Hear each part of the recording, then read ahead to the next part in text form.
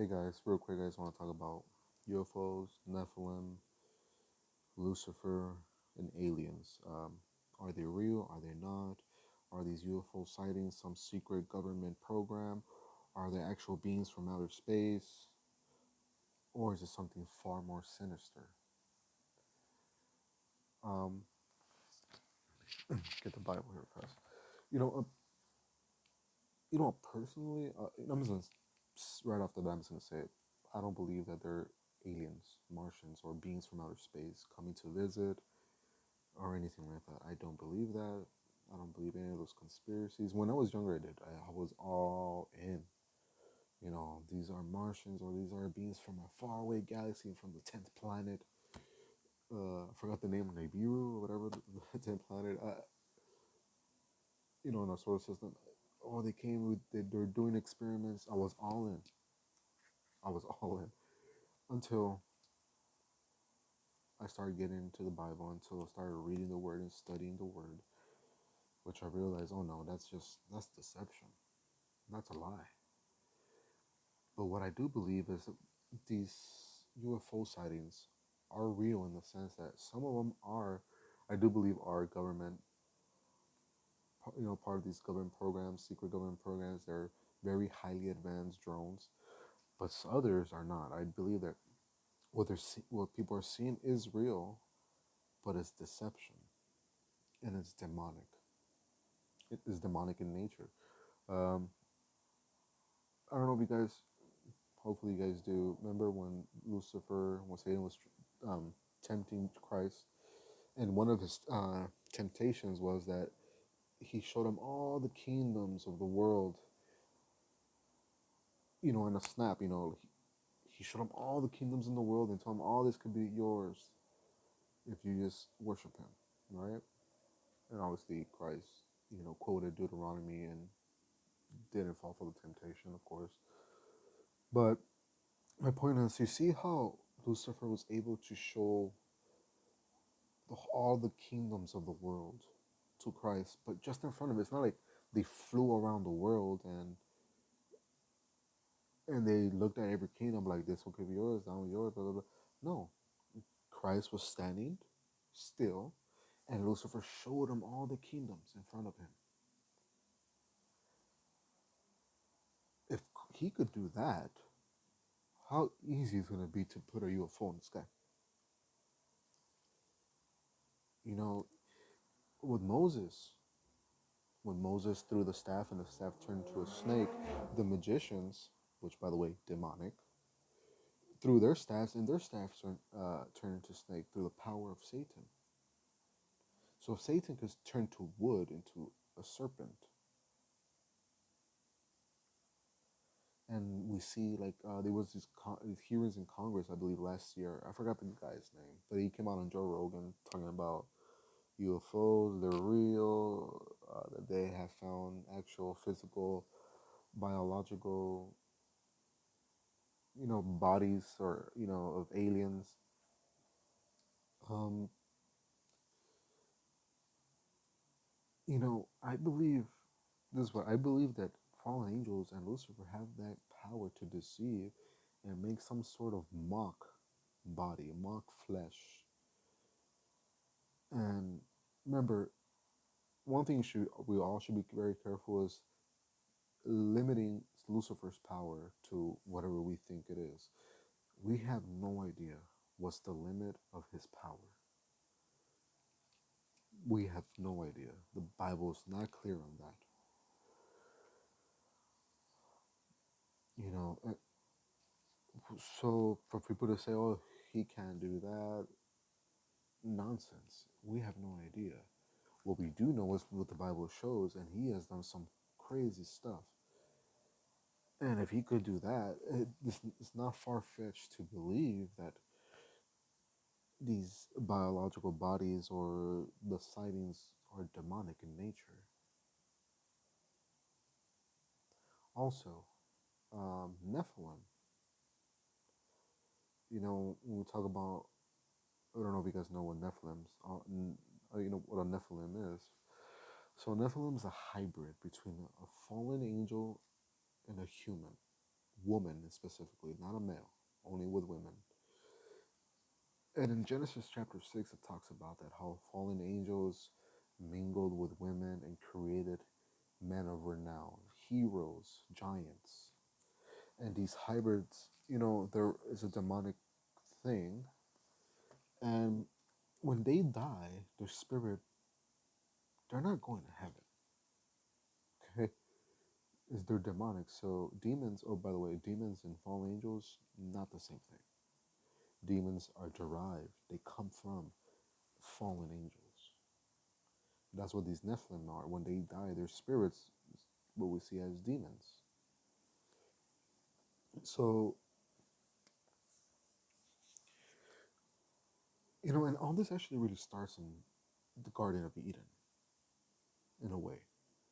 And what I mean by that, like, if you guys ever study cults, most cults, or a lot of cults, or maybe even all of them, I don't know, they teach something, they, they say that you can become God as well. That we're all gods. I'm a god, she's a goddess, and blah blah blah blah. That's what most cults are. Or the leader of the cult says that he's deity, and that's how he controls, his followers. And all this is the same thing. It's all this is deception, of course, but it's the same deception that Lucifer tried and successful. And what was successful, he was successful. Sorry, he tempted Eve, and she fell for it. Adam fell for it. And what did he say to Eve? That if he eats the fruit, she will be like God. It would be God, just like him, equal. And it's the same thing what cults say. And the same thing a lot of religions say, actually. The God within, or the God is within, and blah, blah, blah. So I want to start in Genesis chapter 3, verse 15. This is right after they eat the fruit, and God is speaking to the serpent, and he's telling the serpent, which is Lucifer, and he says in verse 15, and I will put enmity. This word enmity means warfare. And I will put warfare between you and the woman here being Eve, between your seed and her seed. Now, this is weird. So between Lucifer's seed and her seed, that word seed in the Hebrew, which is this reading in Hebrew, but also in the translation in Greek, are the exact same word. And I'll say it in Greek. The word is sperma, or in English, sperm. Which, by the way, women don't have seeds. They have eggs. So how can she have sperm? Well, obviously the sperm is not from her. It's a deity. That's why if you have a good Bible, when it says her seed, that word seed should be capitalized. This by the way, this is the very first prophecy in the Bible. The very first. And it's also known as the Christmas prophecy. It talks about Jesus' birth right here. So between her seed, and again, it's capitalized meaning deity, and Lucifer's seed, his sperm, his offspring, I guess you could say. It's really weird to say, but basically, right? And then it says, and he shall crush your head, he being Christ, shall crush your head, and the serpent shall crush Christ, his heel. Now, in your Bible, you might see the word bruise, not crush. Now, the word bruise is not a mistranslation. It's just more of a softer way of saying crush. And crush is more accurate. But, the people that translated for King James, they put bruise. But it's a softer way of putting it. But it's really crush. So now we see that he will have descendants, or there will be warfare between Christ and his seed. Now, Nephilim. Real fast. I didn't want to read it, but because I feel like a lot of people know it, but maybe you don't. And I'm gonna stop real soon. So Genesis chapter 6. If you guys want to know about Nephilim, very first verse, chapter 6 says, "And now it came to pass when men began to multiply in the face of the earth, and daughters were born to them." Now, I think I have to make another video just specifically about Nephilim. But to say that daughters were born to them is obvious, right? When if mankind is multiplying, then it's obvious that there are women there. But there's a reason why God points this out. So daughters were born to them, and then that the sons of God. Now, this word "sons of God," they're angels. Now, some scholars, this is where they differ. Some say that these are the sons of Seth.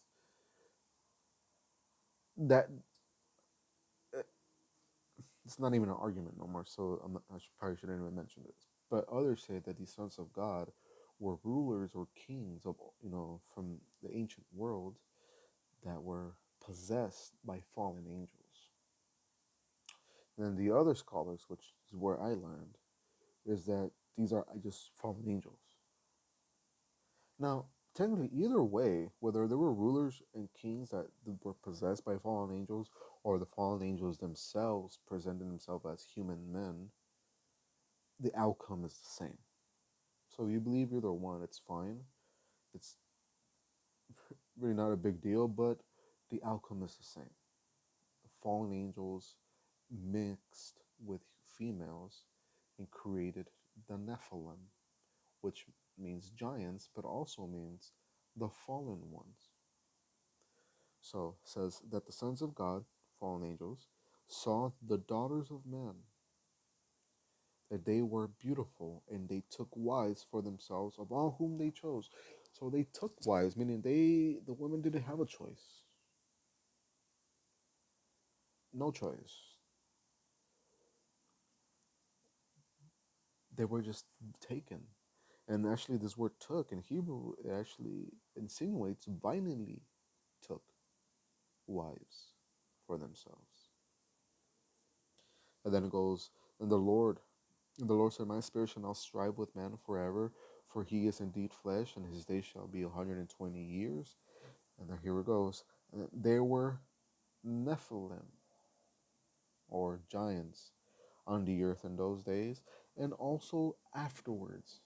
Now, the question is, after what? After these days. After the days of Noah, there were giants as well. There were Nephilim. When the sons of God came into the daughters of men, and that word "came into" it means exactly what you think it means. Even in the Hebrew, that's exactly what it means. Okay? Into the daughters of men, and they bore children to them. These were mighty men of the mighty men who were of old, men of renown. And this mighty men of old, men of renown, even in Babylon, is where we get the word heroes. These were heroes, these Nephilim, these hybrids. They were Hercules, for example. Could have been real. If he was a Nephilim. I, I might be getting his story wrong, but the story of Hercules is that his father is Zeus, and his mother is a human, right? I might got in that wrong, but I think that's correct. And anyway, if it is correct, doesn't it sound like this? Zeus. Now, actually, maybe I'll make a very good point about Zeus. There's a museum. It's called the Museum of Pergamos in Germany, where they have the throne of Zeus that used to be in Turkey, ancient, 2,000 years ago. And it was called the throne of Zeus, but it was also known as the throne of Satan. So if you like, Google the throne of Satan, Germany, and it will show you. It's there. Even as a matter of fact, Turkey has asked Germany to give it back to them because they took it from Turkey. Um, the archaeologists, and they sent it to Germany, to the Museum of Pergamos.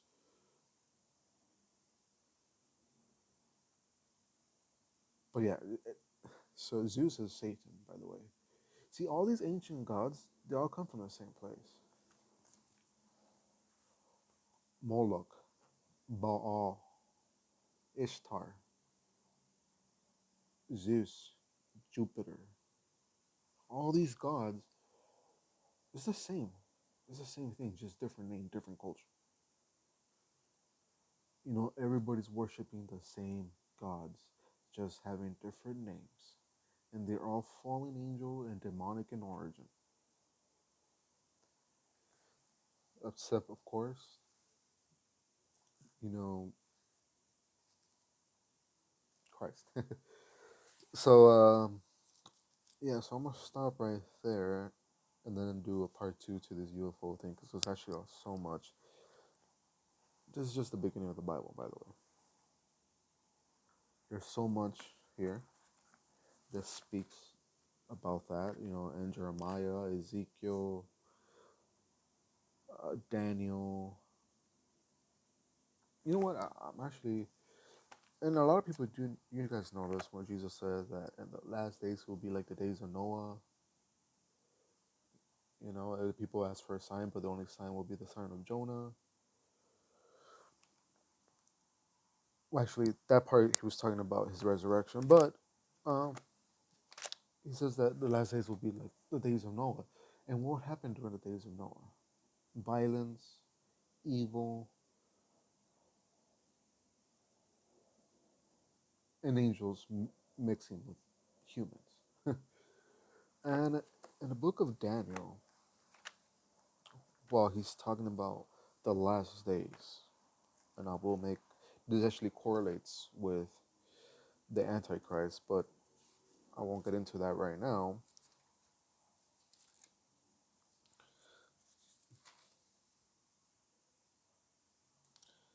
So, in Daniel chapter 2, verse 43. Now, if you want to read that whole chapter, it's amazing. It talks about, Nebuchadnezzar, the king, has a dream, and Daniel interprets his dream. The statue, gold, silver, bronze, iron. Okay. So, Daniel tells him that there will be four empires from through all the history and the future of the world. There will be four empires: the Babylonian Empire, the Medo-Persian Empire, the Grecian Empire, and then the Roman Empire. And then out of the Roman Empire, there will come a fifth, this last empire. And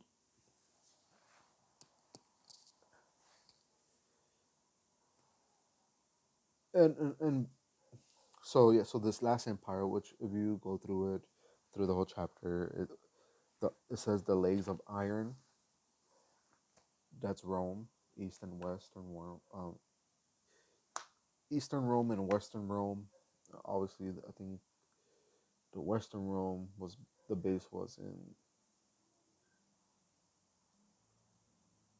Rome. I think, and the other base was in Constantinople, which is now Istanbul, the east side. But anyway, there was an Eastern Roman Empire and a Western Roman Empire, um, and it was never destroyed.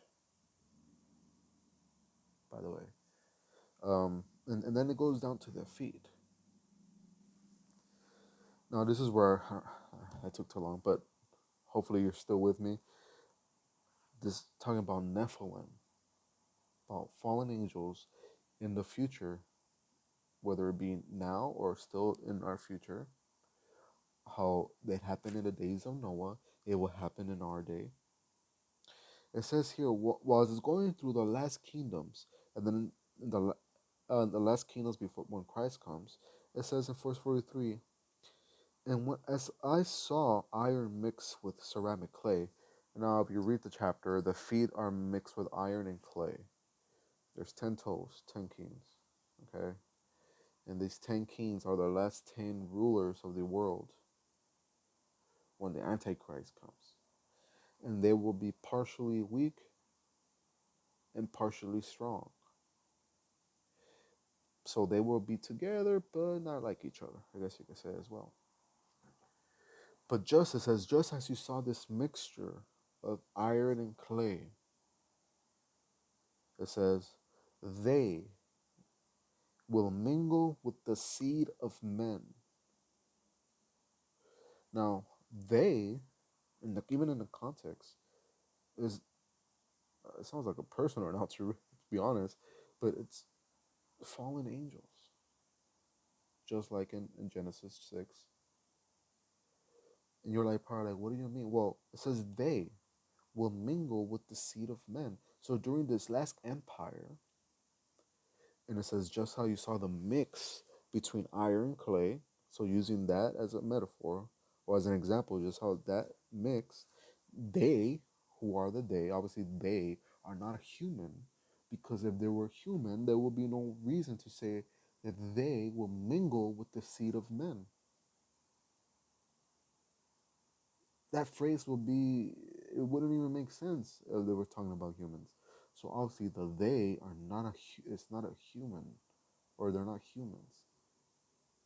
There's something else. So even during the last empire, during the time of the Antichrist, they will mingle with the seed of man and create again Nephilim. All right, and I'll stop there.